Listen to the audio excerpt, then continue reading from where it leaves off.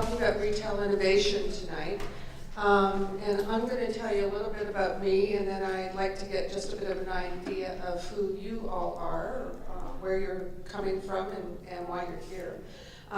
So I had spent 20 plus years in the retail industry before coming to Ryerson University 12 years ago. And I came here as the director of the School of Retail Management in the Ted Rogers School of Management. We have a Bachelor of Commerce degree in retail, for those of you that don't know. And since that time, I've completed a PhD. I did my PhD studying the impact of foreign retailers on the domestic apparel sector in Canada. So what happened when all those foreign retailers started to come into the marketplace, and how did some Canadian apparel retailers survive and some didn't. And it was a pretty interesting finding and study. Clearly there's some success stories like Aritzia, Lululemon, etc., but there have been some real unfortunate demises like Fairweather and many other clothing retailers as a result of that. Prior to coming to Ryerson, I had a kind of multifaceted career all in retail. I started my career actually with the said Fairweather chain when it was the #1 women's clothing chain in Canada. That was a few years ago. And I know that's almost impossible to believe today, but it was in fact, right? Good. I did some consulting with a retail ad agency for a while, and then I owned my own kitchenware store. So I had a 6-year period of entrepreneurial activity. I did that in the early 90s. Hard to imagine, but at that time, interest rates were 18% on operating loans and merchandising. So imagine funding your business and paying the level of interest that you pay on a credit card today. And that's what it was like to operate then, and it was almost impossible. After 6 years, I sold my leases, actually, and some of the stores to another chain operator, and went back into the consulting business again. It was a great experience. Tough to have 5 stores when you're on your own and you don't have a lot of funding behind you, and we're going to talk a bit about that today, what that's like in running businesses and retail businesses. And just prior to coming to Ryerson, I actually was at the Art Gallery of Ontario, and I ran the retail and food and beverage operations there. Or as I jokingly say, I was the evil revenue generating person in a not-for-profit cultural organization.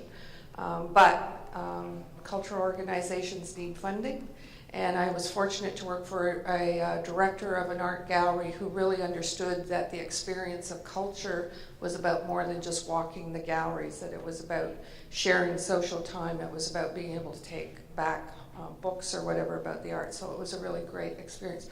So a pretty diverse experience, and I have a real passion for retail. I think it's one of the best industries that you could possibly work in.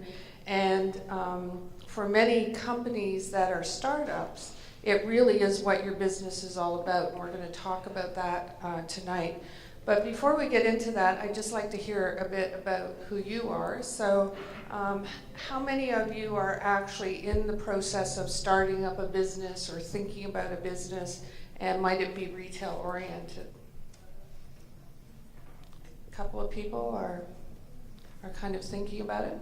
How many of you are students here at Ryerson University? Okay. How many studying business? All right, okay. How many of you in the retail? Any of you in the retail program? Okay, that would make sense. So what are you interested in talking about tonight or hearing about tonight? Any sort of quick hits that I can make sure that I cover off as we're going through the discussion tonight? I'm probably the anomaly in the group, being slightly older, and my role is at a not-for-profit.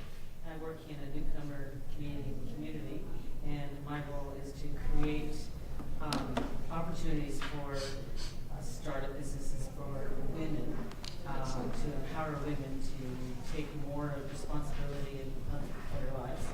And so we're looking for pop-up opportunities, and I'm looking, scanning for business as a box opportunity for Farming Park. So my role is to try and figure out how to get women organized smartly in small business. Great. Excellent. Daunting. Well, it is daunting, but I was part of the skating court early days of the box concept, which for those of you who know it or don't know it, it's using shipping containers. It's there on Dundas Street. You may have seen it, where you give people an opportunity to start small with a business, see if they can get some traction with it before they actually go out and take on. Right, exactly. So that's great. Other people, what are you interested in hearing about tonight? Anyone come with a real specific thing? Yes? Sorry, just more of a definition. How do you define retail other than the standard thing? It's like you read my slides. That's probably the second slide that you're going to see tonight. We'll get to that, okay? Because it's a very broad explanation or definition, and we'll talk a bit about that. So, yes? I guess that in my case, or maybe your case as well, I'm in the process of becoming an interior designer. And in the future, instead of selling goods, maybe I would be selling services, right? And part of the question of definition of retail is how do we, as service providers, fit into this scheme of retailers? Right. And I think it's important, and we can clarify that too, that we're going to talk about both retailing products and retailing services. Services is a huge part of the growth area of retail, and probably one of the most dynamic parts of retail right at the moment. So I think that's great that you're interested in that. Any other? Yes? I work for a startup called Sampler, and Yes. we allow consumer packaging companies and retailers to distribute promotional offers like samples. I manage the L'Oreal business on a global level, so for me, it's exciting to see what's going on, what's next, how do we build partnerships on a global level. Specifically, I work for coffee shop, so what does that look like? What's changing? Excellent. Excellent. So very, very interesting new area as well. You're familiar with Birchbox, is that? Yeah, of course. So similar concept for sure. Anyone else have something specific that they're hoping to get out of the session tonight? Okay, well let's get started. So I just want to give you an idea of what we're going to cover tonight, and I want to talk about who is innovative. We're going to define retail first before we get into that. I have a bit of a reality check. There's a lot to be learned by failure in any business, but there's a lot to be learned from retail failure specifically as to what goes wrong and to learn from that. And then a lot of what I want to get to tonight is to talk about how critical it is to be customer-centric or really focused on understanding your customer. And we're going to do a few exercises around that to get you involved in thinking about what that means. Because successful retailers understand their customer better than their competition does. That is what makes them successful. We're going to look at some trends that are going on in retail and some forecasts about where retail is headed. Talking about understanding customers from the customer journey, touch point mapping in terms of how a customer interfaces with your business and how to understand that intimately so that you can be successful. And then finally, I'm going to close off with some ideas around for inspiration entitled Ideas We're Stealing in 2016, because most ideas can be built off of what other people have been doing.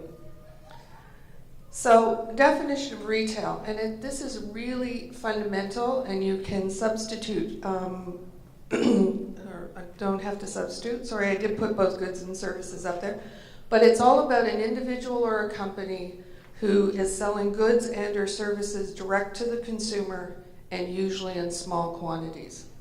So,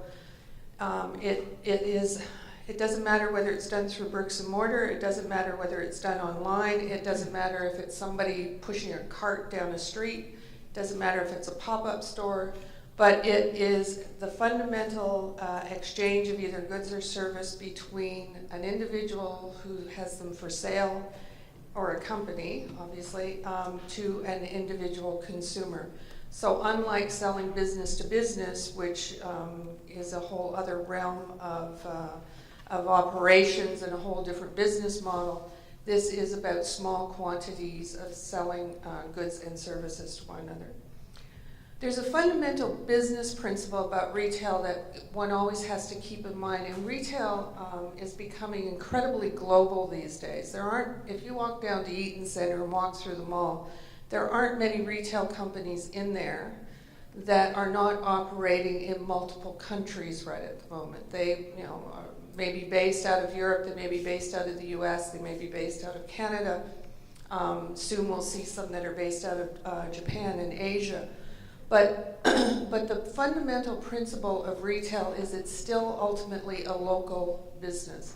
And it's all about being highly competitive with the retailers that are in your immediate trading area or your immediate vicinity. So even though a retail company like H&M, who operates in I don't know, probably 40 countries now, I haven't looked up recently exactly how many countries they're in, the success of that retailer ultimately depends upon each individual store being able to be successful in its own marketplace and competing with the competition in that market. So it may be part of a big global enterprise, but it's fundamentally dependent upon how successful it can compete with the immediate competition and get consumers in their market, into their store to purchase goods from them.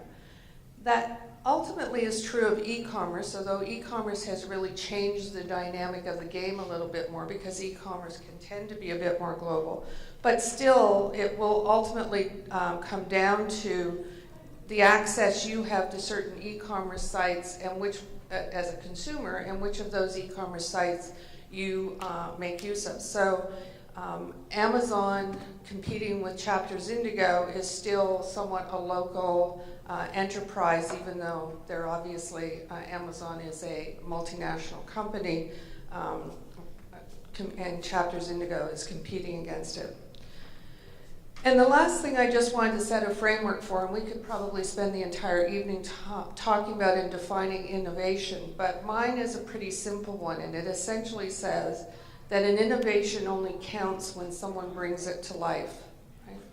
So there are lots of great innovative ideas out there, there are lots of great creative ideas out there, there are lots of really interesting retail concepts out there. But until somebody actually implements that and puts it into practice and has either success or failure with it, it really is just an idea as opposed to a true innovation. So that's pretty fundamental to how I approach innovation. Are there any questions or comments? Does that help with the description or definition of retailing? Yeah. Okay, it's pretty simplistic, but and that's one of the things about retail is that at the very core of it, it's a very simple process. It's selling goods or services to individual consumers. It's the attention to the details and understanding when it gets complex how to actually be successful at it. So let's talk about who's innovative in retail right. Yes? Could you give us an example of a retail company that's selling services, not products? A retail company that's selling services? There are lots of them. So banks financial institutions sell a lot of services along with certain products, but a lot of services. Would Air Canada, for example, be one of those? Air Canada would be selling a service as well. Storefront life insurance companies, of which there are some, are selling services. Travel agencies sell services. I'm sure that many more will come to my mind as we're talking about, and I'll certainly try and bring up as many examples as I can throughout the evening. And if you go online, there are lots of companies that are trying to really get into the service business as well, right? So I sit on one of the selection committees for startup companies that are looking to get into the digital media zone. And certainly you see startups coming with ideas about how to help consumers do things better. So how to help rate real estate agents, or so that's a service kind of thing that would be there. And selling that directly to consumers. So let's talk about innovative retailers so that we can all sort of start thinking about who's out there doing some innovative things. And I'm declaring up front that I think one of the most innovative retailers that we see here in Canada is Loblaw, and they've been innovative for years. The President's Choice line was created back in the 80s and has been a dominant force since then, and has continued to innovate and renew and revitalize itself, and has gone from sort of premium products to now, taking on social responsibility aspects or of products that are sold as well. They've innovated through introducing the Joe Fresh line, which filled a huge void in the clothing market, and has had some success and failures, but generally successful along the way. And they've innovated by merging or taking over Shoppers Drug Mart and expanding and becoming a really dominant force in the retail industry. So constant innovation and constant renewal going on with Loblaw. But what I'd like to do now is I'd like to ask you, who do you think is an innovative retailer? When you think of a retailer that you either are a customer of or that you admire or you watch, who do you think is doing some innovative things out there in the marketplace in the way of retail? Yes? H&M. H&M certainly is doing some innovative. Have you been into the store here at Yonge and Dundas? And they've now brought their home products into Canada. They've had them over in Europe for a period of time, but they're constantly innovating. They're constantly innovating on the products that they bring in. They, along with Zara, were the originators of fast fashion, taking things off of the runway, interpreting them, manufacturing them within a couple of weeks, getting them into stores at a reasonable price, and moving huge volume as a result of that. But all very disruptive to the entire clothing sector when they started to do that. Clothing retailers were used to selling products on 3-month cycles, and all of a sudden this retailer came along and said, no, we're turning over our inventory every 5 or 6 weeks. So that's a huge impact in something like the fashion sector. Who else is innovating? Who do you think about when you think about an innovative retailer? Yes? Pardon? Indigo? Thanks for them specifically realizing that folks are going to be, it's changing, so like diversifying and putting money towards other products and product diversification is worked out for them really well, and they're very digital savvy. I think Tangerine is also another company in terms of services and retail. They do theirs really well. So, and what makes you think, and maybe let's talk about Tangerine because that gets into the financial and the services side. Why do you think that they're innovative? I think their target market is set for like the younger generation and understanding what that stuff does. So like if you go to Tangerine, they don't really have a lot of offices, but their services are free. They have really invested in standalone like in brick and mortar stores that we use online. In terms of technology, you can do really cool things like take a picture of your like check. Those are the first people to pay for your check. And really fast. I think that kind of innovation is coming from Tangerine. Well, and we'll come back to Tangerine in a minute because I have a couple of other questions I'd like to explore. Who else is innovative out there? Apple. Apple? Apple is a phenomenal retailer. Hard to imagine a store that sells ultimately a handful of products and yet does it in such an amazing way and is constantly packed. So here's a little factoid for you. The Apple Store in Eaton Centre is one of the top 5 most productive retail stores for the Apple chain in the world. How do you measure productivity? Does anyone know how you measure productivity of a retail store? Sales per square foot. Right, so if that's a 10,000 square foot store, then it's however many sales you're doing per square foot is the calculation of their productivity. Before Sears closed, and if you remember how big the Sears store was in Eaton Centre, the Apple store was doing more business than the Sears store was. So think about the comparison between the size of the Apple store versus the size of the Sears store and what that would mean in terms of productivity and sales per square foot. Why did Apple go, yes, Sorry, but wouldn't you take into account the actual production facilities as well? the actual what? Production facilities, the square footage that it requires to build these things versus what it requires to build the clothing lines or whatever that we're. So it's strictly the selling floor square footage that one would calculate that on? Sorry, what is this term called? Sales per square foot? Sales per square. Okay. Yeah, okay, so it's whatever your retail sales are divided by the square footage that you have is a measure of productivity, and it's a pretty fundamental measure of productivity for most retailers. And it's usually on the selling floor, that square footage that you have on the selling floor. So if it's an internet-based one, would it be an infinite amount? Wouldn't it? On the internet? Yeah. So productivity has to get measured in different ways on the internet, right? Because you obviously. No, sorry. In regards to this concept that you just mentioned, the Right. sales, whatever. If it's on the internet, that means it's just. How do you eliminate that from the comparison? How do you what? How do you? Also, if this thing is on the internet, Right, then you have a zero amount of space right, for X amount of sales. right. So that's what I'm saying. So you have to measure productivity differently on the internet. Okay. So productivity measures on the internet are usually done in metrics around how successful you are with a shopping cart completion.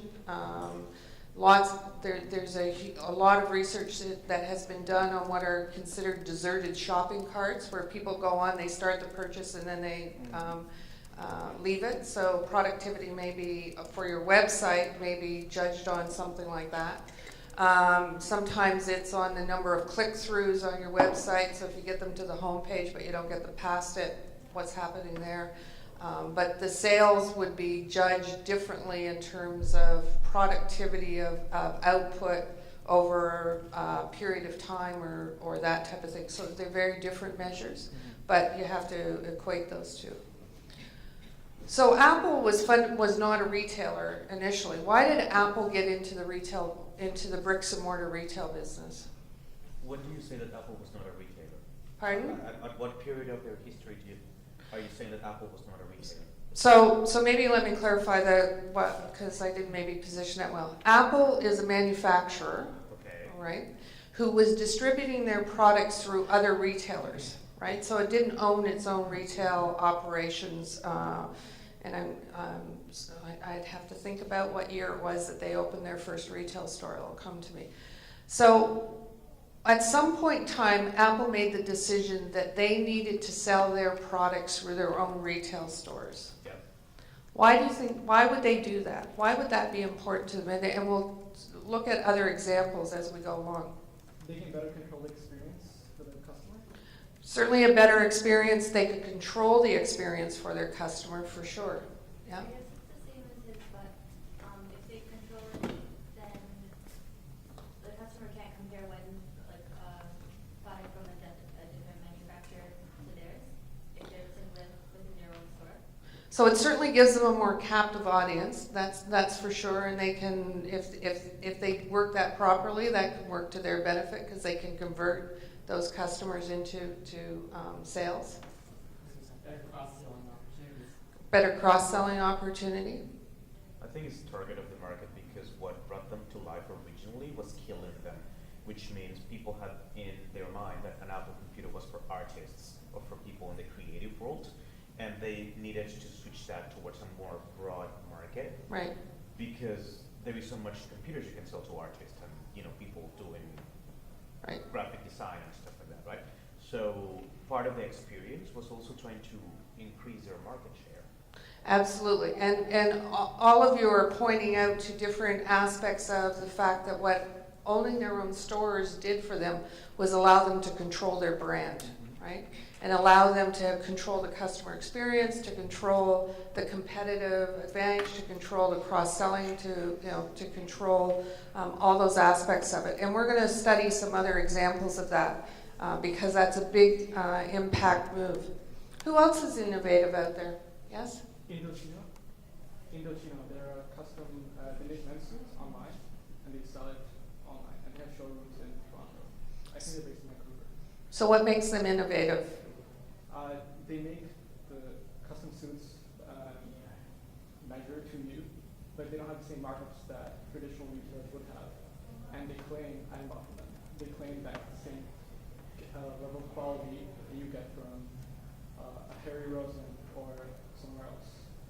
Right, so they've gone a different merchandising or a different distribution route to try and be competitive at a different price point, different cost advantage. Yeah, interesting one. Anyone else have an innovative retailer? Yes? Yeah, Tesla. Tesla? Okay, so Tesla is an interesting one. Everybody knows who Tesla is, the fabulous car that is kind of changing the automobile industry or the automotive industry right at the moment. What have they done that's innovative about the way they retail? They sell cars in retail stores. Right, okay. Sorry, I didn't quite catch the last part. I haven't seen any other automaker put up for it. Sell in retail shops. Sorry, you know what? I don't have the best hearing sometimes, so I'm not catching what you're saying. Sorry? They're the first people I've seen sell cars in retail shops. In retail, going right into like a shopping mall or whatever, yeah. Typically haven't seen that in the past, so did something very innovative by taking their product to the customer so that they could get exposure to their product for sure, which is great. Yes? I don't know if I'm going to be, with my example, very innovative, but I really admire what Emirates Airlines have done with the way they converted, they made out of Dubai a hub in a way that no one could have imagined 20 years ago. That airline came out of nowhere. It's one of the biggest airlines in the world. And now people going to India or China or Japan are passing through Dubai, which is a concept that didn't exist 20 years ago. I think that what they've done is unbelievable. And you're saying Emirates was a catalyst for a lot of that, or? Well, when you think about it, now airlines in Latin America Right. are doing that. In Panama, for example, has become a hub. A lot of people are traveling through Panama. Now the airport in Panama looks like a shopping mall and is growing, going to South America. So instead of taking a direct flight from here to Argentina, now people are considering stopping because it's cheaper and there is a whole experience involved into that. There are some other airlines competing against the same model.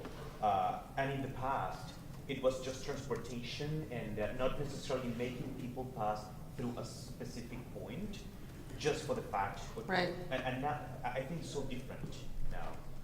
And an interesting example of how selling a service, which is what air flight is, but doing it in a way that has other benefits for development, et cetera. So I want to come back to Tangerine because I had a couple of other questions up there that I always want us to think about when we think about innovation.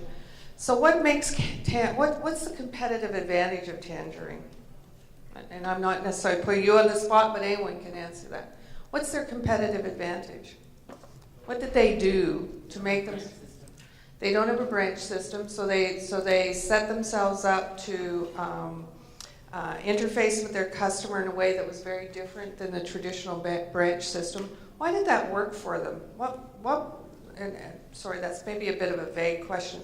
At the time that they really came into the market, most banks were heavily moving their interface with their customers to ATM machines, right? Like the branches were becoming less and less active part of the interface between banks and their customers.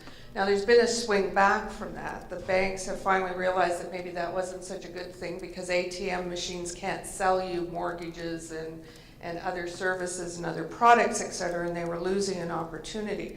And that's a really dynamic part of when we talk about customer interface, what happens. But Tangerine really came into the market and set themselves up to say, we understand that customers now are not necessarily needing branches, but we're not going to go the ATM route. We're going to go a different route in terms of how we actually interface with customers. So really an interesting competitive advantage for them.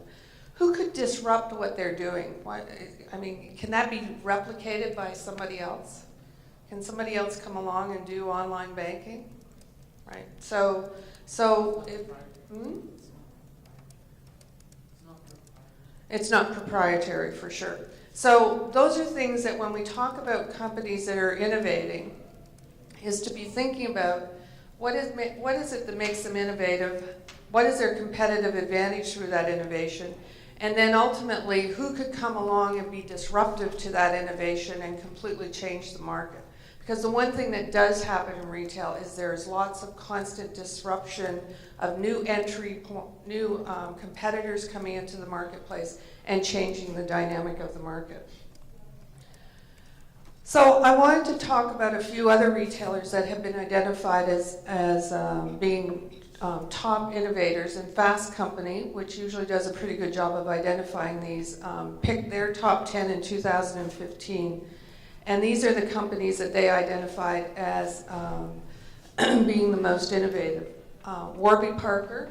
Does everyone know who Warby Parker is? I'm going to talk about it in a moment, but okay, we'll talk about it. Alibaba. Everyone familiar with Alibaba? Alibaba is the pardon? Well, Alibaba is based out of China, and Alibaba is and this is understating what they are, is the Amazon, eBay of China. It is the ultimate online retailer. It put out an initial public offering a couple of years ago for $25 billion. That's how big the company was by the time they went out. And I had the opportunity to actually see their corporate offices when we took a group of retail students to China on a study tour. And they have everything that you imagine that Google and any of the Silicon Valley companies might have in terms of a corporate campus or a corporate headquarter. They are truly innovative in terms of how they run their business. Italy is Mario Batali's food emporium that was started in Italy. That's a play on Italy. But they've now opened up in New York and in Chicago and are supposedly coming here to Toronto. It's the ultimate food experience, and it's worth taking a look even online to see them. Zulia is an online retailer that has really catered to mums and kids and is doing a pretty interesting job in terms of capturing that market. I'm going to talk about Westfield Labs. I'm going to talk about Flipkart in a moment. Pinterest you're all familiar with, and Instacart is another online service provider. Walker & Company Brands is viewed as innovative because it caters specifically to the Black consumer market and therefore developing products and services that are really geared to that market. And any of you know Frank & Oak? Right, Canadian, the Canadian company that made this. And let's talk about Frank & Oak for a minute. So when it originated as an online shop, as an exclusive club. It's now got about 1.6 million members, and it is doing phenomenal business through its mobile app. It's continued to grow and continued to develop. But it's one of the online retailers that is now seeing a reason to have a bricks and mortar store. And that's a bit of a theme that you're going to hear throughout some of what we're talking about today. And many of these online companies who are hugely successful online are going to bricks and mortar for the same reason that Apple decided that they didn't just want to sell their products through other retailers, but they wanted to own their own stores because they wanted to control their own brand. So Frank & Oak opened a flagship store here in Toronto, and that gives them an opportunity to have a different presence with a consumer and to start to build their brand a little differently. Warby Parker is another example. Warby Parker is an online retailer of eyeglasses at really sharp prices. I wouldn't say they're inexpensive, but they're really sharply priced. both regular eyewear and sunglasses. They've gone from being a niche web shop again to having 10 stores with huge high productivity. They do over 100 million in revenue through both the web and the stores. Simple product category, but they've got ambitions to take that concept and develop other kinds of products that they might do the same kind of thing. And here you're seeing an example of what their store looks like.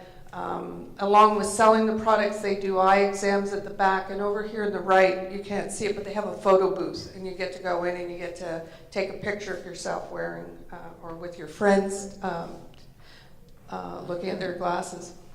Westfield Labs is a really interesting story about the convergence of digital online with bricks and mortar. So Westfield is a huge owner of mall properties in the United States mainly, but now expanding globally.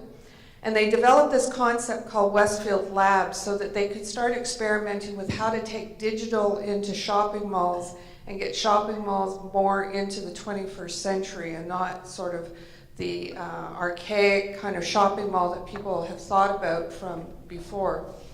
And so what they've done is they've done partnerships with companies like eBay. This happens to be a Sony eBay concept where you can actually engage with products digitally within the mall.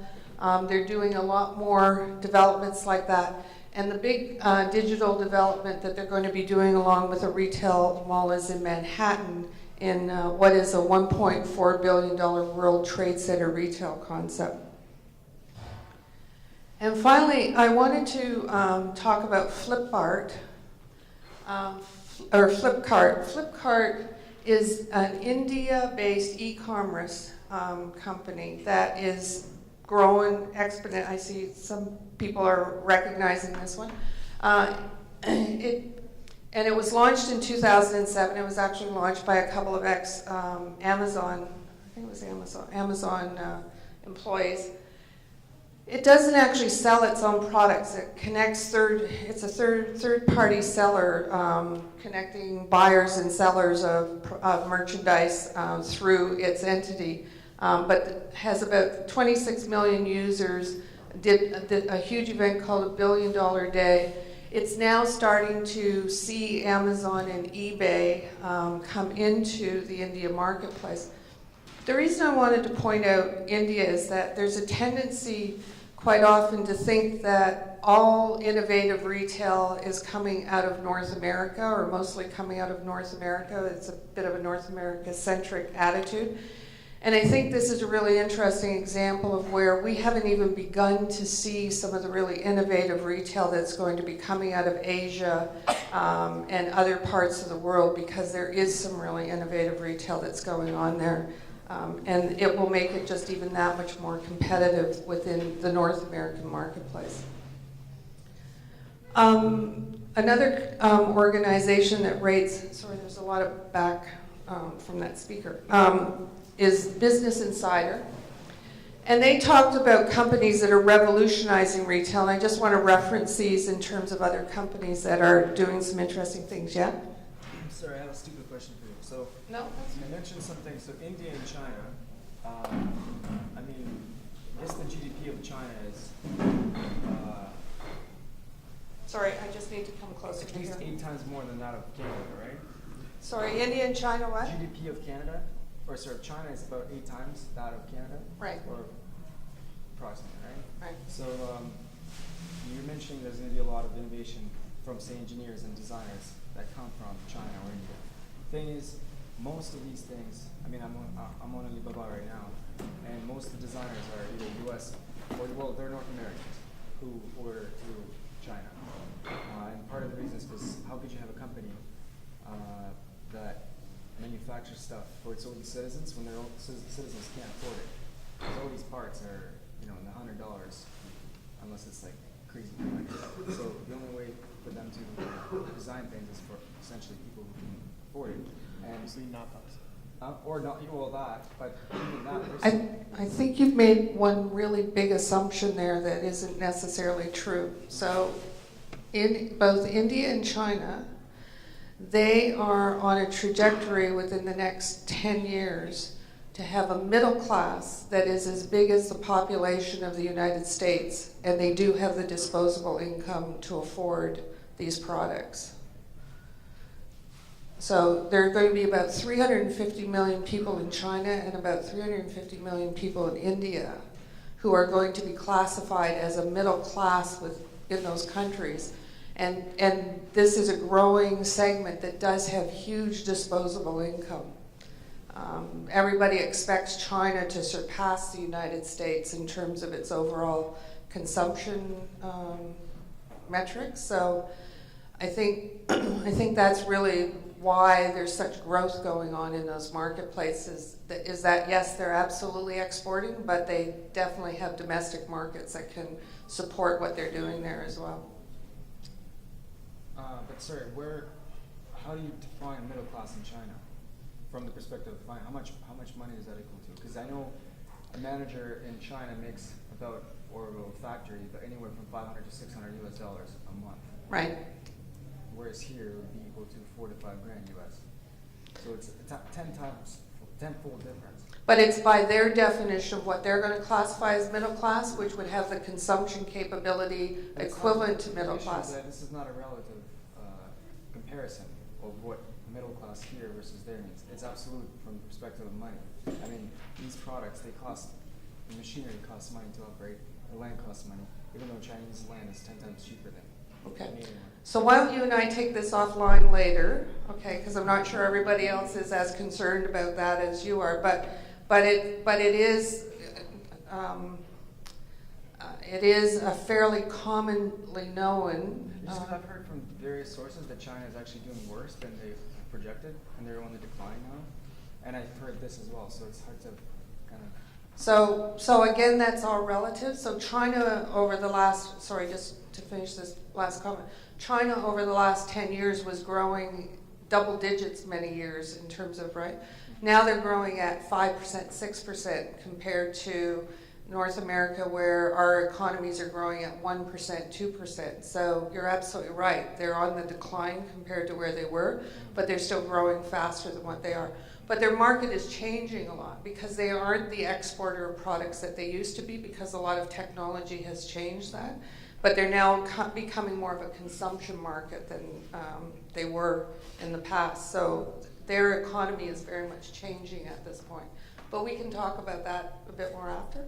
I just wanted to point out Business Insider because we've been talking about a lot of interesting, unique, some of them are more startup kinds of companies that are really considered innovative. But when you look at someone like Business Insider, there are some pretty established companies that are also considered very innovative right at the moment.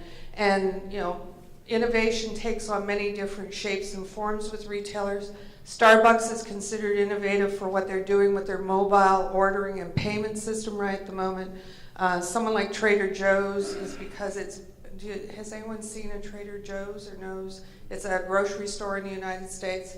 And it's pretty much all private label, as is what is going on with Kroger right at the moment. They're pretty much all private label. Lululemon is still considered somewhat innovative, although there's a lot of competition catching up with it these days in terms of their marketplace. But what I want to do now is I want to just talk a bit about a reality check. So I think, does everyone in the room know the Target Canada story in terms of came, opened, didn't do very well, disappeared? It was a pretty phenomenal story.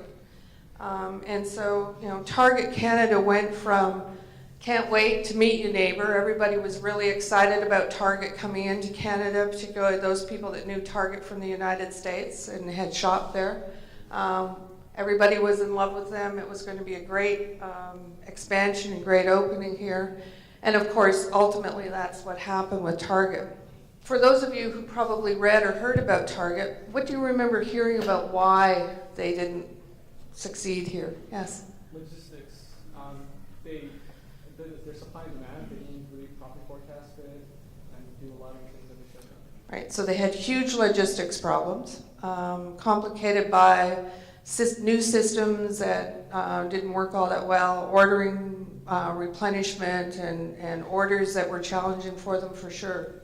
They seemed to open prematurely. They didn't have their shelves stocked, and so that anticipation was turned into disappointment practically on opening day. Right. So, and absolutely right, I would say that they weren't ready for the opening. Plus, they were incredibly ambitious. No other retailer has ever tried to open 120 stores in 2 years in a foreign market the way that they came in here and tried to do it. What else have you heard about what happened with Target? I'm not quite sure, but I think that the pricing model was not the same. They had some pricing issues for sure. That was another issue that plagued them. They have something to do with their actual real estate, the owners and sellers. They had certainly had real estate. Market for all that stuff, all that property. Right, they did. So, but they certainly ended up with real estate problems, and in Canada, because of the size of our population, 120 stores typically means that you've got stores located where there's not huge population to support that store. If you're in the United States, you can have a bad real estate location and you still have enough customers to actually support an individual store like that. And that was one of their challenges here. What else did you hear about? I mean, so far it sounds like pretty much everything went wrong in terms of what they did. And it's probably true that most everything did go wrong. Do you think that people had a little bit of a bitter taste because of what had happened with Zellers and what they had done to their employees? I would suspect that there was a small segment of the Canadian population that might have responded negatively to Target coming in because of that. But I wouldn't say that that would have been an overwhelming impact on their business, but there certainly would have been a small segment of it, for sure. All right. So all of those things combined really contributed to what happened to Target. But one of the real fundamental issues that happened with Target as well, and it was something that their president and CEO, Tony Fisher, talked about, was that when it was pointed out that Canadian consumers don't buy the same way that American consumers do, his response was, well, they'll change, right? That the Canadian consumer would change to be like the American consumer.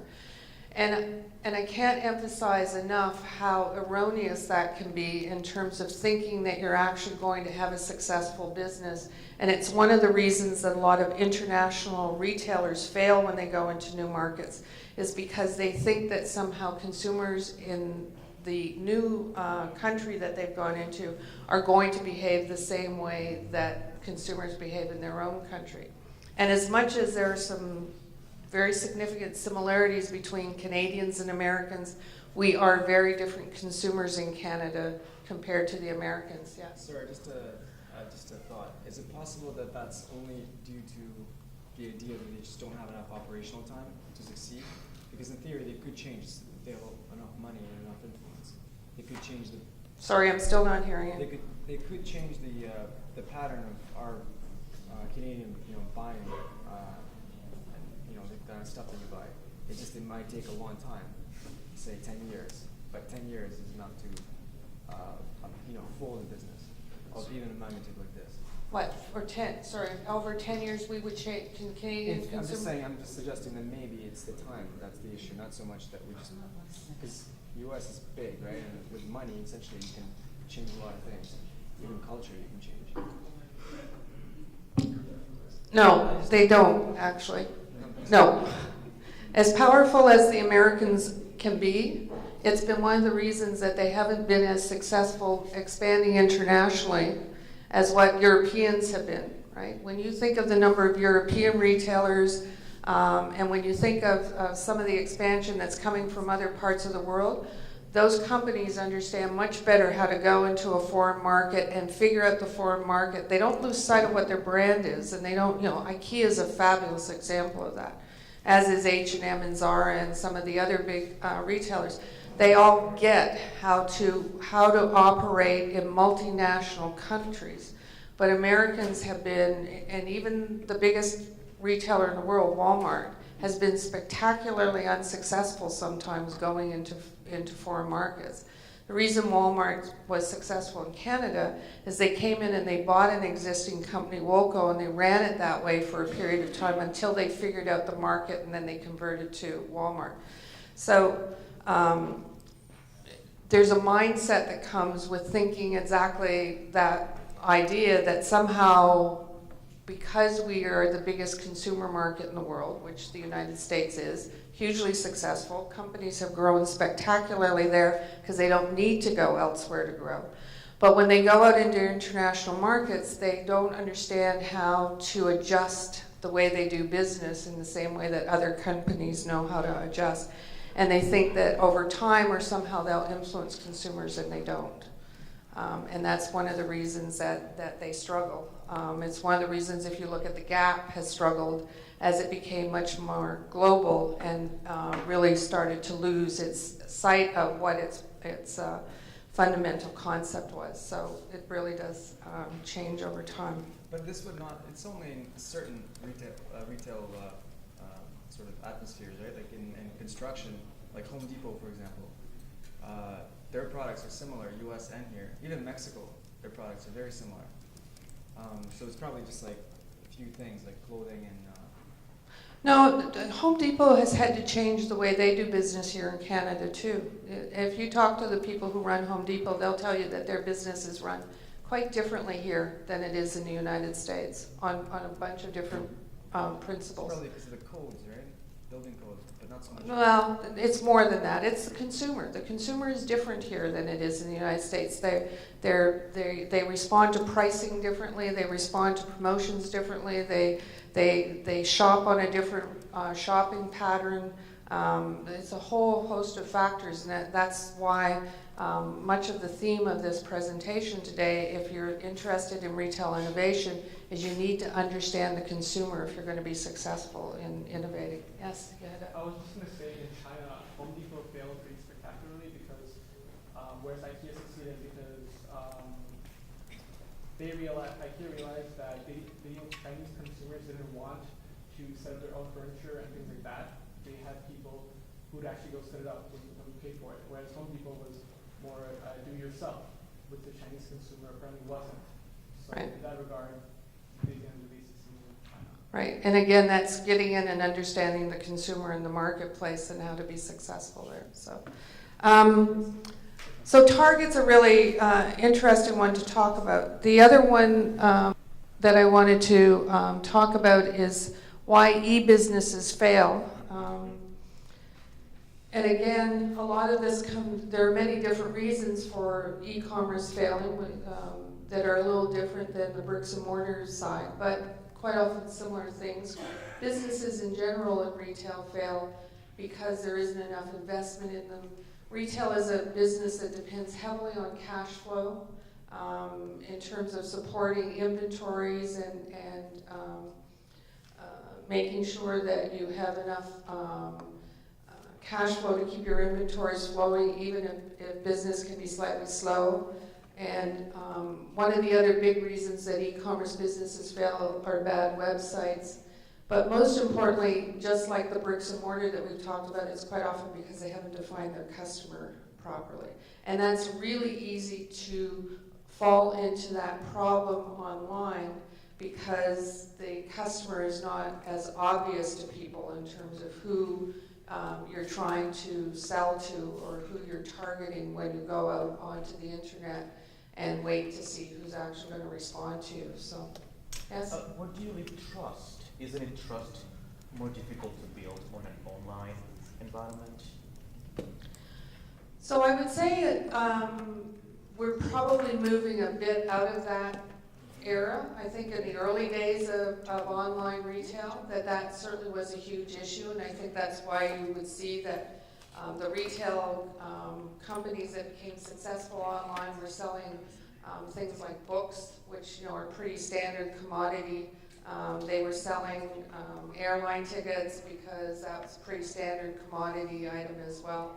And it's been taken much longer for people to build up the trust factor and the recognition factor of wanting to be able to buy fashion wanting to be able to buy disposable items, et cetera, that may have a different relationship between the customer and the online seller. So certainly trust has been a factor over the years, but I think it's becoming a diminishing factor as retailers, online retailers, have responded to how to keep those customers engaged. I want to ask a question because I may forget about it. You spoke about Frank and Oak. I don't know this brand, but I'm assuming, seeing their website, that is clothing. Right. And you were saying that they didn't have physical stores, but they started online first. They started online first. Going back to the trust issue, for example, there is another brand that I've been dying to try for the longest time, which is Untucked, which is, for the ones that don't know, is shirts that you don't tuck, right? But they only have one store in New York. And since I knew about this, I haven't been back to New York. But I wouldn't dare to buy a shirt because I can't really see if that fits or if it doesn't fit. And like, how has that changed? Well, where it's changed is a lot of online retailers have started to figure out how to actually engage people in trying products or taking some of the lack of knowledge or lack of information out of the equation. So what you're seeing with a lot of online retailers is that they now they have free return policies. So that's been a huge one for most online retailers. It's got a significant cost, but it's what stimulated more and more sales, is that people now feel that they can afford to order something, try it. If it isn't right, then they'll send it back, and it's not going to cost them anything to do that. So that's been one big issue. But they've all, online retailers have also gotten a lot better about how to figure out how to take some of the other unknown factors out, like sizing and fits and that type of thing as well, in terms of either information that they give online. Technology is going to improve that immensely. I mean, the virtual sort of online ability to see yourself in something online is going to start to take over at some point in time. The technology's kind of there, but people just haven't started to use it. So there's more trust that's been developed with that. Yes? So going on from what you said about size as an issue, how do, I know you said in the future it's going to be more virtual and you can see things like that, but how do they tackle that problem right now, retailers? From a size point of view? Yeah. Well, different ones have done it in different ways. The more basic kind of online retailers like a J. Crew or a Land's End are so standardized in what their sizing is that once they get a customer trying one thing, then they can get a repeat customer fairly regular because they don't change the size at all, right? So sizing becomes offset. Other ones are trying to provide enough information online so that you can figure out whether something is going to fit or not. One of the biggest issues that a lot of companies have, particularly if they're selling branded products, et cetera, is that people are actually finding them in retail stores, going and trying them on, and then they'll go home and they'll buy them online, right? So it's a significant problem for retailers in Australia because Australia retailers, there's such easy access to purchasing things online from Asia in Australia that people, and for less price, but the same branded product. So there's a lot of activity around things like that. So there's issues still that a lot of online retailers are having to deal with, but they're getting better at it for sure. And someone like Frank and Oak actually created a club atmosphere so that you were a member of it. So there's a whole lot of other emotional relationships that you have with an online retailer like that than just the product itself. You're getting a lot more out of that retailer than that.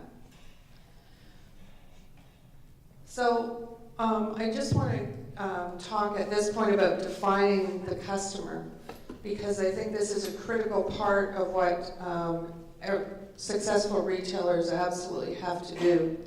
And there's sort of 4 steps to defining the customer. And first of all is really defining what your objectives are about the customer. So what is the consumer problem that you want to solve? And this is particularly true for startups. And I focused a bit of this around startup school and the idea of startup school. But if you're starting something up, then one of the fundamental things is you really want to think about what kind of customer problem are you trying to solve with the retail product or service that you're going to be offering.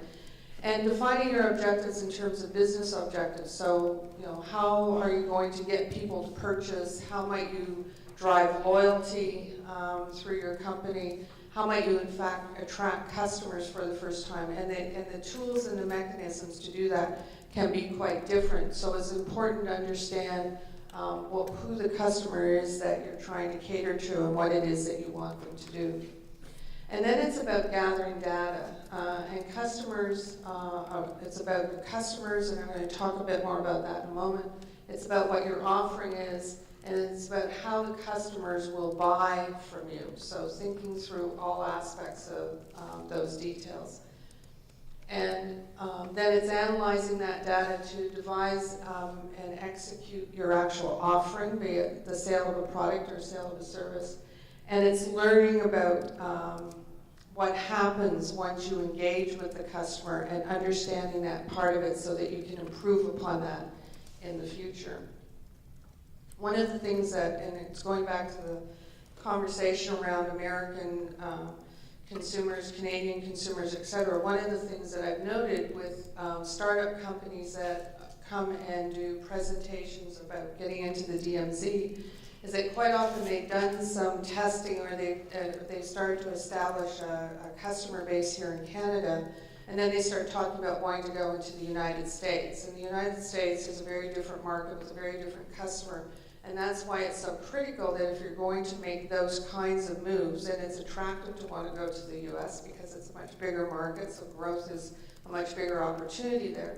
But you really have to understand your existing customer and what's happening with them before you can start to think about going after a different customer. And so just thinking a bit more about how you define the objectives for who the customer is that you're appealing. Are you looking to attract new customers, increase sales? How you do that's going to be very different than driving loyalty with customers. If you've already got an existing customer and you want to keep that customer, how do you do that? What share of wallet do you want from them? If they're going to be buying similar products to yours from other people, how do you make sure that you get more of that share of wallet? Sometimes you have multiple objectives. It's not just one single one that you're trying to accomplish with your customer, and sometimes you have different objectives for different customer segments. So you may be trying to attract new customers at the same time that you're doing things that will improve the loyalty relationship that you have with your existing customers. And of course, at any time, it's about being ready to modify what you're doing. Retail is a very dynamic industry and highly competitive, and it changes a lot quickly. And technology is changing very quickly within retail, and so being positioned to make modifications and be flexible is hugely important in terms of what you do. Gathering the data, being detailed data on your customer in terms of demographics, psychographics, thinking about the purchase history of who your customer is, how they use social media, how they use mobile. All of those things have dramatically changed how retailers have to think and operate. So for many years, a lot of bricks and mortar retailers really sort of ignored online purchasing for their products. They thought that'll, Amazon's doing that and some online retailers are doing that, and I don't really need to think about that. And some of them made sort of token moves towards trying to have some kind of e-commerce presence along with their bricks and mortar stores, but they didn't really commit themselves to it. And the thing that radically changed for most retailers was when mobile became much more part of that whole shopping process. And when retailers started to observe, and this became very true within the electronics industry, probably more so than many others. When retailers started to observe that people were in their store looking and getting product information about a TV, but then going online and doing price comparisons and purchasing the TV while they're in the store, but they're not purchasing it from the retailers whose store they're in, they're purchasing it from somebody else online and making that purchase there. That's when retailers started to wake up and say, okay, we can't keep ignoring this anymore, the ones that had been ignoring. And it's one of the reasons that you see a lot of retailers who have been slow to get into the online part of their business. A classic example right at the moment is Holt Renfrew, who is just now getting into the online business. They had completely stayed away from e-commerce. And as they start to see other luxury retailers expand and come into the marketplace, they have no choice but to be there because they have to be competitive in that marketplace. And it's also the reason that even a big retailer like Walmart was slow to get into e-commerce because they really had sort of ignored it until they actually had to start dealing with the mobile aspect of it and dealing with the competition that was coming at them online. So it's all about understanding your customer much more than and how they're using mobile and how they actually shop in terms of their whole purchase behavior. So regarding what you just said about how when mobile became an issue, showrooming also became an issue. I know one of the things that retailers did during that time period was they started introducing plans where they would match the price if it was a discounted price and the consumer could find it. How effective has that been? In terms of the difference between So when showroom became around, right. One of the main reasons that consumers bought online was because it was cheaper. Right. So future shopper. So then it started matching prices. Yeah. How effective is that? It's been a lot more effective, and one of the things that, and it's been interesting to see how retailers have responded to this. So one of the early responses that a lot of retailers had is they tried to block wireless reception in their stores, right? So that customers couldn't actually access that. Well, that lasted for about half a year or something like that. And now what you're seeing is retailers are starting to employ other kinds of mechanisms to, in fact, keep that customer. And so you will, in fact, see retailers setting up systems where they can actually pick up that somebody's in their store and they can actually generate a promotion to that customer while they're in the store so that they will engage with them and become price competitive, or their salespeople have been empowered to be able to match prices. So they pretty much stopped, the showrooming thing has stopped significantly for most retailers at this point. It's been quite effective for them to stop that part of it. It's not, at some point you can't always compete on price, but sometimes, or most of the time, they try to do that. It's called the Beacon app. It's like if you go to Macy's. It's like The Beacon, yeah. So, and and we're going to see more technology like that. I mean, there's some interesting technologies that are being used. If somebody's walking down the street and they happen to be a regular customer of one store and they're passing a competitor store, something will come up on their mobile to direct them to your store so they don't go into the competitor store as you're walking by. Like there's some pretty interesting.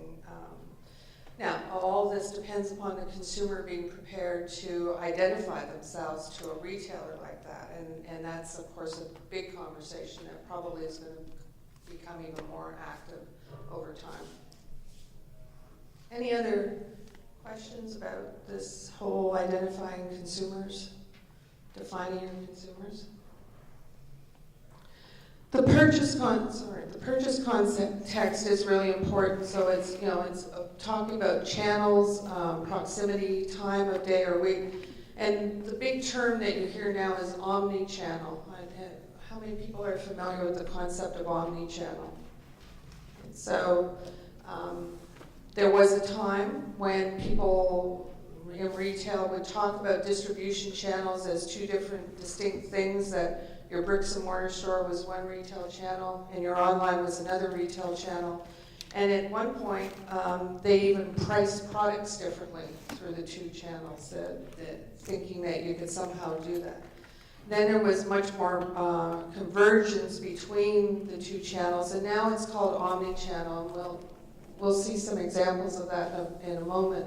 But it really is about the dynamic of customers having an approach to retail that is much more about both bricks and mortar and online and mobile being important parts of their whole purchase decision and their engagement and interaction with retailers. So I want to spend a bit of time talking about retail trends, and then we'll talk about doing some customer mapping. Some of the biggest trends around problems to solve. So if you're in a mode of thinking about a startup, then one of the starting points, of course, is how do you solve problems, and what might be the leverage, or how would you use retail to do that? And some of the big issues right at the moment are finding ways to create confidence for retailers, setting yourself up as the person who has the advice, immersing retailers in what your product is all about, doing some customization. Customization is a huge part of retail right at the moment. Customization of denim, jeans. I mean, there's some really great stores going on in New York City now where you get your own pattern made, you get your own jeans built for you. Levi's is experimenting with a bit of that. Nike's experimenting with a bit of that in terms of creating shoes that are customized as well.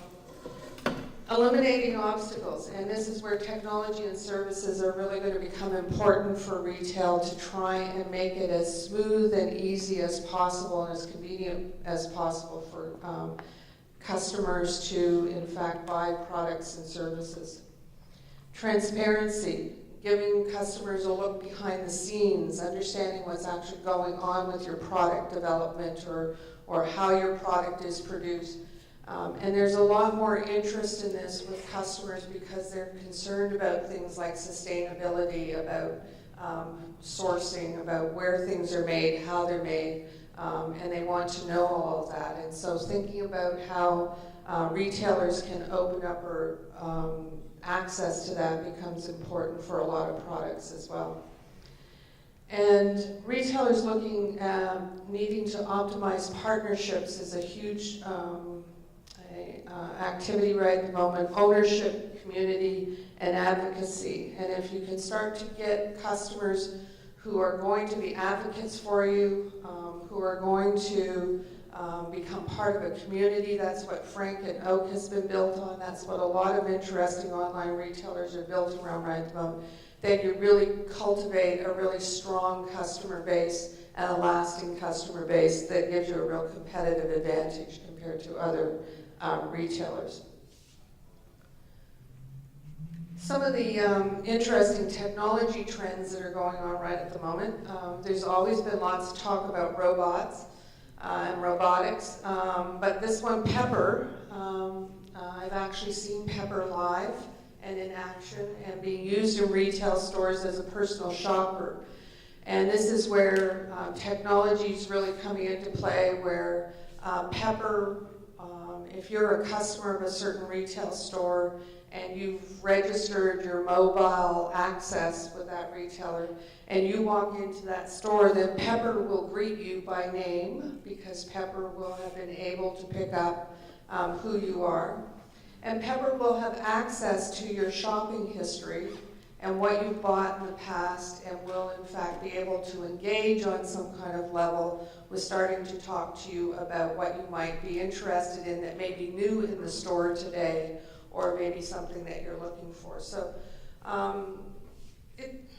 it's early days. I'm not sure you're going to see this in every single store you walk into in the next little while, but you are going to start to see this kind of interaction in the store between robotics and between customers and retailers trying to find ways of using technology like this. There's a company here in Toronto that's been doing some work with Aldo Shoes in using technology to increase the number of customers who try shoes on. And this is where knowing your customers and understanding the data of how your customers shop becomes so critical. So company like Aldo Shoes understood that if they got somebody to try a pair of shoes on, then the percentage of people who would actually buy shoes was huge. Their challenge was getting more people to stay in the store and actually try a pair of shoes on. So they created a digital interface that allowed customers to actually scan the barcode on a shoe, have it come up on a screen, show it what it looks like on a model with clothing, show some accessories that could be matched to it. And if they liked what they saw, they could actually push a button to say, I want to try it on, and they could select the size that they wanted to try it on. And that would automatically transmit to the runner in the stock room to go and get the pair of shoes. It also triggers to a salesperson who's got an iPad in the store to go and interface with that customer. And while somebody's going and getting the shoe, the salesperson is actually working with the customer, talking about the shoes or talking about accessories or talking about other things.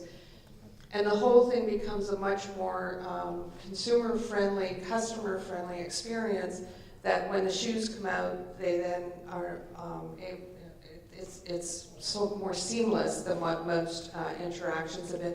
And they've actually seen an increase in the actual purchase behavior and the actual sale of add-on accessory items as a result of that, because of that kind of activity. So it gives you an idea of where technology can go, but the key to that was a company that understood here was a measurement that we had, that if we could just move that a little bit, we could actually improve our sales performance. Yes? Is there any store in Canada where we can actually test that? First Canadian Place. So just down, and Square One.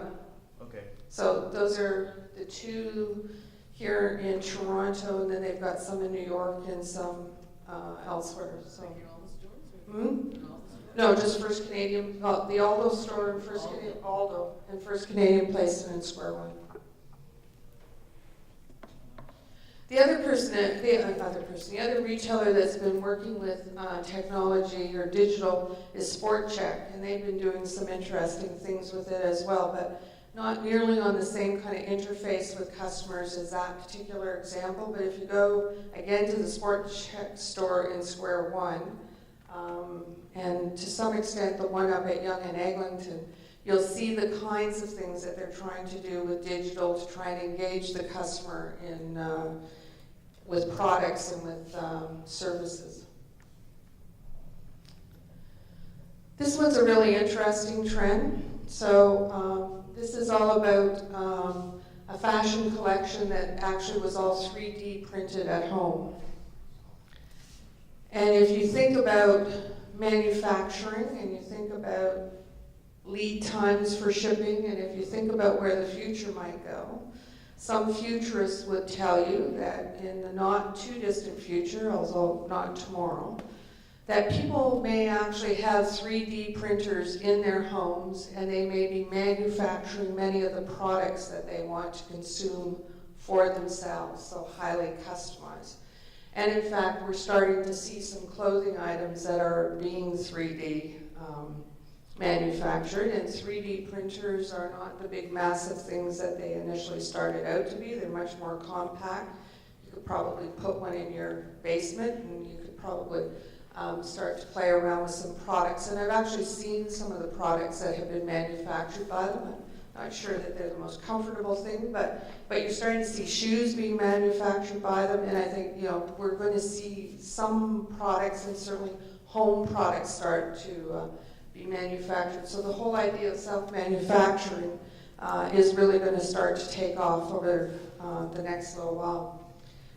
Probably more interestingly is that local manufacturing is going to start to take off. So we were talking with one of the senior executives of Nike the other day. They now, and this is where the role of, particularly of China as the major sort of manufacturing country of the world, is really starting to shift, because technology and manufacturing of a lot of products has become so advanced now that technology can actually be implemented in manufacturing plants much closer to home than having everything done in China. And so you're starting to see a lot of manufacturing for products like Nike products that were originally in China are now being manufactured in Mexico and in the United States. And they're able to still stay competitive on the pricing side of it because they're not paying for the same kind of shipping costs. There's an environmental benefit to what they're doing because you now don't have this serious sort of shipping activity or the same level of shipping activity that was going on. And I think we're going to see more and more of that happen because technology is facilitating making it cost effective to be able to manufacture back closer to home again, or to the market where the products are going to be sold. And that, I think, is going to be one of the big trends that we're actually going to see that will start to impact retail as well.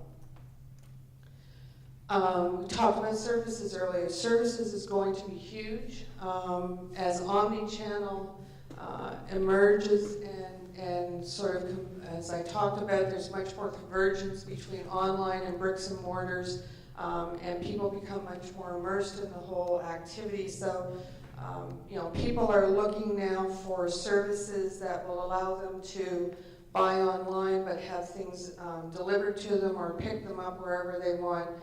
You're going to see more products that are really about facilitating activities online, and I mentioned one earlier about helping people figure out who the right real estate agent is, or negotiating with a real estate agent and getting a service like that online. All of those kinds of activities are going to become much more prevalent with online as well. And of course, the whole customization and personalization activity is going to continue to grow as well.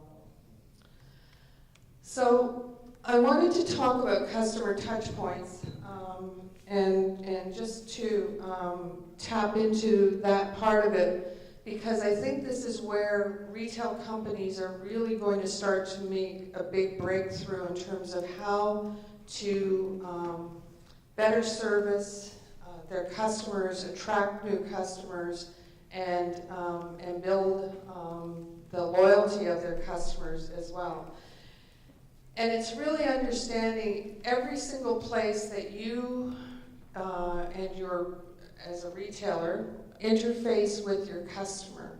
So, and I'm just going to pass these out so that it gives you a bit of an idea of what I'm referring to. So when I talk about customer touch points, I'm talking about being able to analyze and understand every single interface and interaction that a retail company has with a customer. And the critical part to this is understanding whether that interaction is positive and leads to a positive outcome in that relationship with your customer, or whether in fact a retailer has touch points that are in fact pain points for the customer and could in fact lead them to decide to go someplace else, to not make a purchase decision, etc. And it's really getting down into very significant analytics to understand and map every single piece of that. And it takes some time, but it really is the ultimate way of getting to how to totally understand what the journey is that your customer has with you, and how in fact to improve that your relationship or improve your performance with the customer. So, and generally speaking, and as outlined on the handout that I just gave you, there are really 5 stages to that, right? So when you think about any interface between a customer and a retailer, first of all, there's awareness. Somehow somebody has to figure out or get to know you or get to understand who you are or become aware of what your service or product is that you're selling. They then need to discover, they need to get knowledge about what that is. They actually need to give some consideration to what your product and service is. And then ultimately make a purchase decision in an ideal set of circumstances. They then go through the 4th stage, which is actually using it and deciding whether they're satisfied or not with what that product and service is. And then in the 5th stage, ideally again, that there's an actual bond between that customer and the retailer, so that they develop some loyalty, and in the ultimate stage, they become an advocate for what your product is. So that all sounds pretty simplistic, but start to break some of those things down and start to think about if you have a product or you're a retailer and you're trying to generate awareness for your product, and maybe you're using a website, and maybe you've got a store, maybe you've got a call center. If you're a bank, for sure you have a call center, or a credit card company, which would be another one. Maybe you're using social media as part of your interface. So think about every single interaction that a customer might have with your retailer across all of those platforms, and start to analyze what that interface or what that interaction looks like, and start to evaluate whether in fact it's a positive interaction that they have, or in fact maybe there are some things that are going on that are pain points. If you're not, so one of the ways to think about that, and it's something that we do in the course that I teach, is we actually take a retailer and we have students actually go through an entire customer journey with a retailer and start to evaluate what each of those points of contact is all about, and whether that had a positive interface or whether that had a pain point for them as they go through it. So think about some of your own shopping journeys that you've had, and think about some of the interactions you've had with retailers, and how, what were the things that happened that were positive? What were the things that happened that were negative along the way? And if you're a retailer, it becomes really critical that you understand all of that, because you can't improve upon your success unless you know what you need to keep doing more of because it's working for you, and what in fact you need to improve because it's causing pain. So has anybody got an example? It's quite often easier to remember pain points sometimes than it is the positive side, but when you've been out shopping or you've been online shopping, what are some of the pain points that you've felt along the way when you're doing that? Can't find staff to help you find what you're looking for. Pardon? Can't find staff to help you find what you're looking for. Right, so a big pain point in a lot of retailers is the lack of staff, sales staff on the selling floor, and almost always when you want somebody, right? As opposed to they may be there when you don't. So, and that's a really key thing for most retailers to figure out, is how do you properly cover a selling floor so that you actually remove that pain point. And that's a really good example of one. And if the service is there and it's positive, then it's a very positive thing. And if it's not and you can't find it, then quite often people leave the store and they don't make a purchase. What other kinds of pain points? We're talking here about call centers, and for me as a user, it's extremely painful whenever I have to repeat the same story over and over and over every time I'm transferred to the right person. I find that so annoying. Yeah, that's probably one of my favorite ones too. Or it's the, I've had a lot of reason to be doing a fair amount of interaction with Rogers of late. And I could substitute Bell for that too. I don't think that either one of them owns the pain point factor on it. But for me, it's the initial, how many times do you have to click through something at the beginning to finally get to talk to the person that you want to talk to, or dial in account numbers or stuff, that kind of thing, to even get to talk to somebody. And I think people really should sit on the other side of some of their telephone interfaces and see what that's like to go through that process. But it's a good example. Yes. I think on the flip side, a great example that I really liked was with Amazon. When I filled out a complaint form, there was literally one that said, call now or call in 5 minutes. And then there's literally somebody on the line to talk to me and help me sort it out. So I think that really helped. So very positive experience on Amazon. Yeah, It absolutely. depends on the market though. It depends on the market. Right. I work for a Canadian company based in Vancouver. And our call center is in Vancouver, and we cover the European market. And something that the company discovered the hard way is that Europeans do not leave phone messages because they don't believe you're going to call them back. So French, for example, in France, they will never leave you a phone message because they don't believe you're going to call them back. Right. Right? So that's a very good point, but it depends on the market. Yeah, absolutely. It can be very different. An improvement on the call experience has been where they actually allow you the opportunity to have a callback. If you're in a wait line, and you can actually choose the option of getting them to call you back when they actually have somebody who can actually serve you. I find that a lot friendlier than the sitting on a wait forever. Often in a service encounter, you'll find that somebody gives you information that turns out not to be correct, that when you call back, you get different information. Yes, well, that can happen as well. Yes, for sure, that can be very frustrating.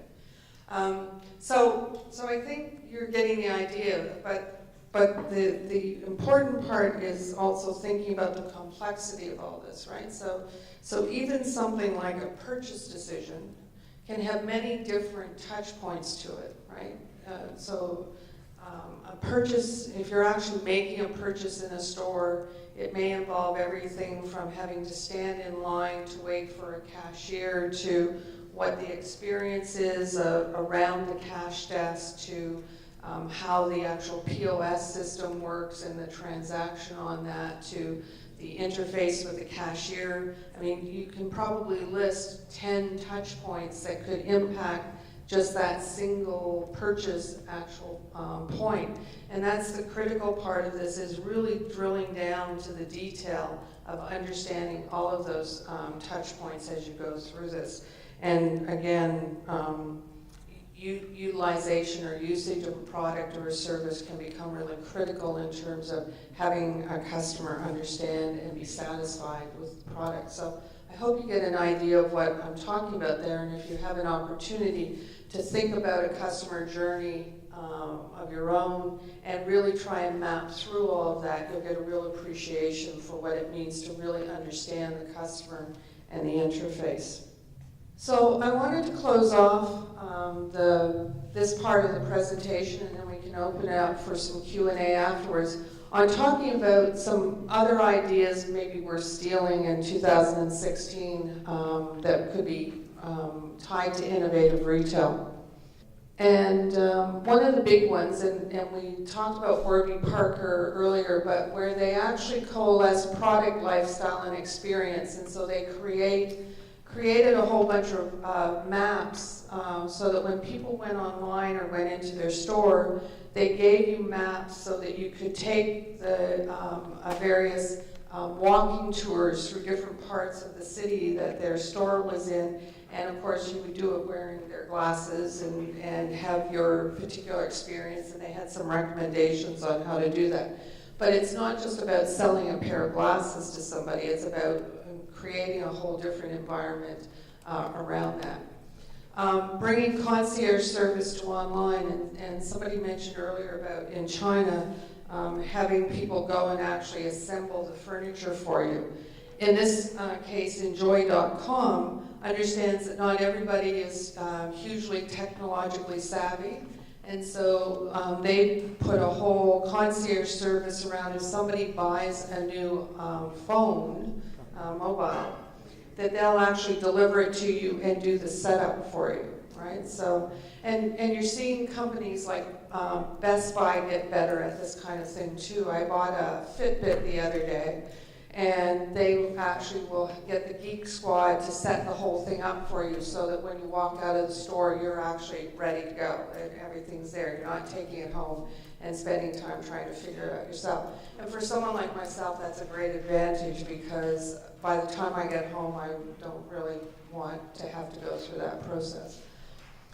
Empower success for others, and there's an example that's been cited around Project Entrepreneur, but it's where retailers really reach out and do some interesting things for other people to help empower their engagement with their company, but maybe just promote the idea around creating an environment where people can actually do some creative things or some entrepreneurial things. We talked about earlier about giving customers an insider's view of your company, and I think this is a really interesting opportunity for retailers to think about how to engage with customers so that they really get a sense that they are part of, they're more a partner with you, or they're part of your community. It's just not a transactional relationship that you have between the retailer and yourself. And of course, showing appreciation. Although I have to say, I'm getting to the point where I think if I get one more follow-up email asking me for a survey to talk about how my service was something, I'm not sure that I really want to see another one. I think that some retailers have gone overboard on that in terms of thinking that they need to constantly be surveying people. But there's some innovative things that are happening around that. There's actually a really interesting company in the DMZ that has set it up with grocery stores, where as you finish your transaction in the grocery store, they'll ask you like 2 simple questions of satisfaction right on the right at the checkout, so that they get a pulse of what the customer is feeling at the end of that particular shopping journey, and they use that as benchmarking for making sure that there's satisfaction, or that the customers are enjoying or satisfied with the shopping experience. We talked about Frank and Oak. I think innovative memberships of any kind, I think people really want a sense of belonging or feeling that they've got something special going on, is really important for retailing in the future. Also talked about, relearning selling commodities and looking at some very basic products and thinking about how you can improve upon them. Products that maybe haven't changed for many years, and are there more innovative ways or different ways of thinking about how to create those products in a different way. Confronting gender stereotypes, and one of the examples I saw of this is that there is a stereotype that says that beer is probably consumed more by males than it is by females, that men are more likely going to drink beer than women are. How do you confront that and find a way of positioning beer or offering beer up in a product style or in a marketing or merchandising or maybe even a product change, so that it confronts that kind of gender stereotype and you actually open up a new market for a product that may not have been there before. Experiential retailing is still huge and is still very important.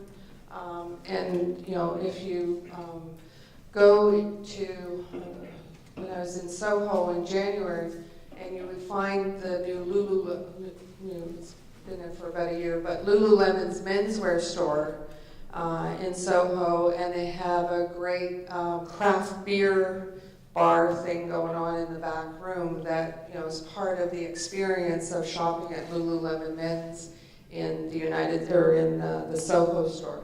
But catering to your customers and doing something very different. Strategizing on how to use traditional promotions and events differently. And so customers do respond still to promotions.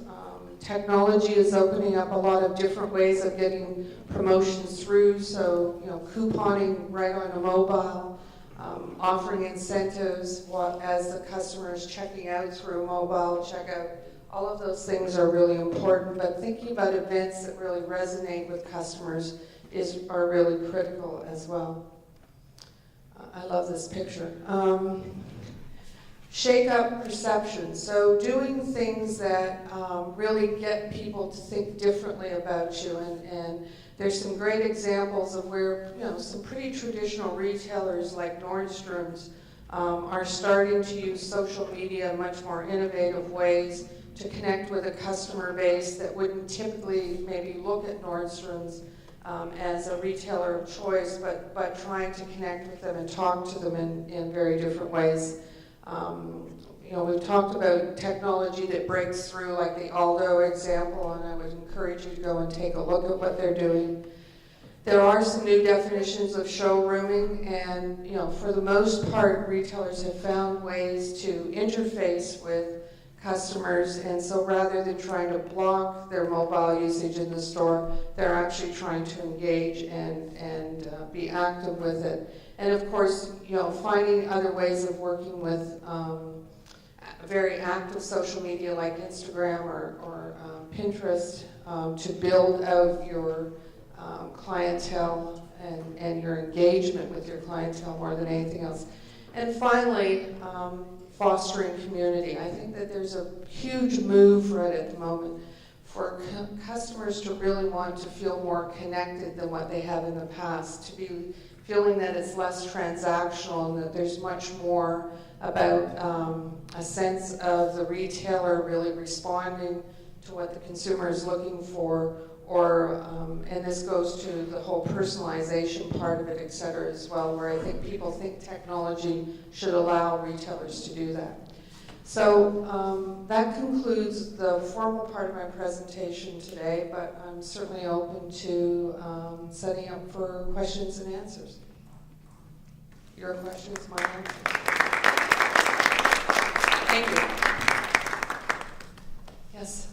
What would your advice be to somebody that has a good idea and they're just completely a novice? What would be the most important piece of advice you give them to start? They have a good idea, that's it. So, well, there are probably several different ways of starting on that, but I think if you want to take a good idea and find, first of all, somebody who's a novice probably would do well to find somebody to mentor them who may have had some experience in that area. There's a lot of value in my mind to learning from other people who have gone before and done things. So I think that that's a starting point. I think that getting a business plan together really is critical as well. And again, that's where I think a mentor, the right kinds of mentors, can be very beneficial as well.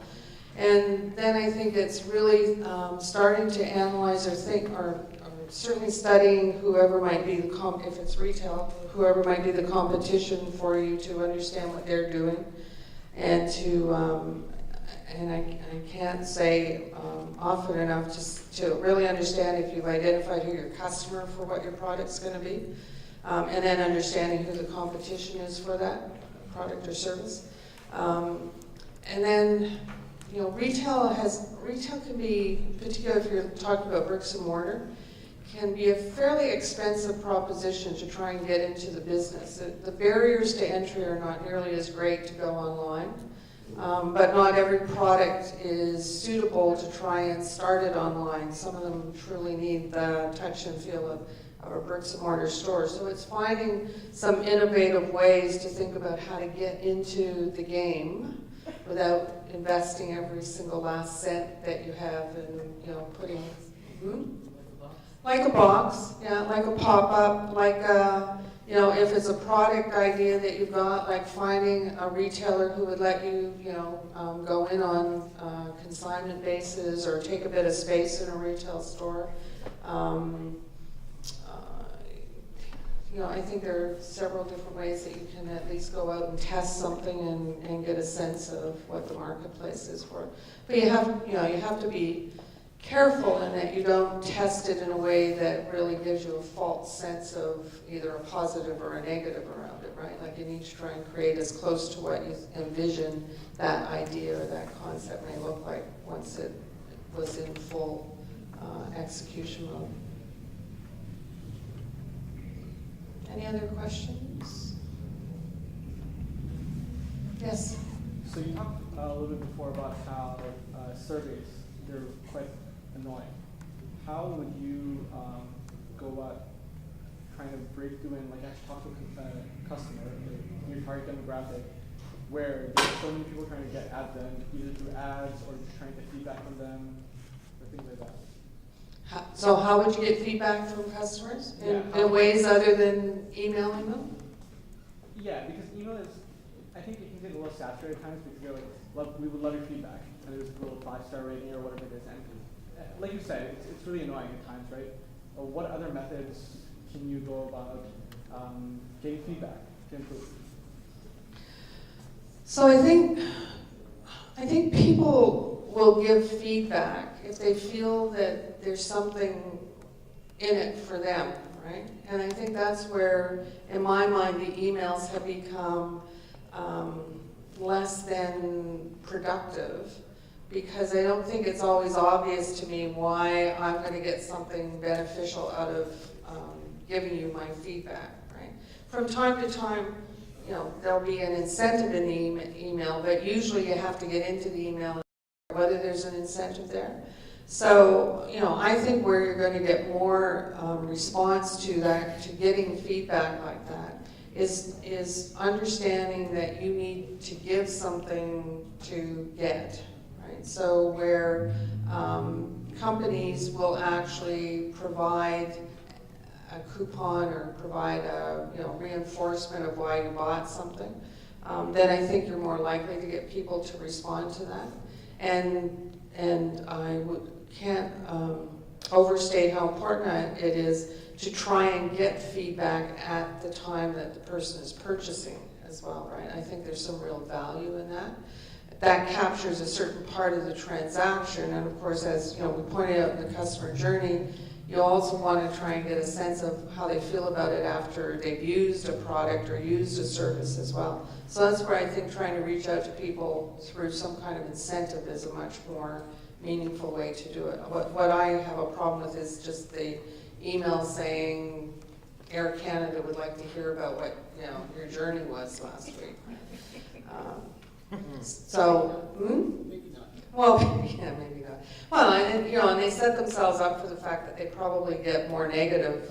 If you really had a lousy experience, then you're more likely to give that feedback than if you had a really great one. But sorry, I don't have a real inspired answer to that. I think that might be a technological solution or problem that somebody might want to try and find a solution for. And if you could find it, I think you'd find a lot of people wanting to use that kind of technology to do that. So, and I think it does have a technology solution to it somewhere. Any other questions? I know I'm standing between us and pizza, but I'm going to be around for a bit, so I'm happy to answer any other questions one-on-one. I hope that you all have great retail ideas and that you go out and start some pretty interesting businesses along the way. So it's a very exciting industry to be in, but challenging for sure, but still really exciting. So thanks very much.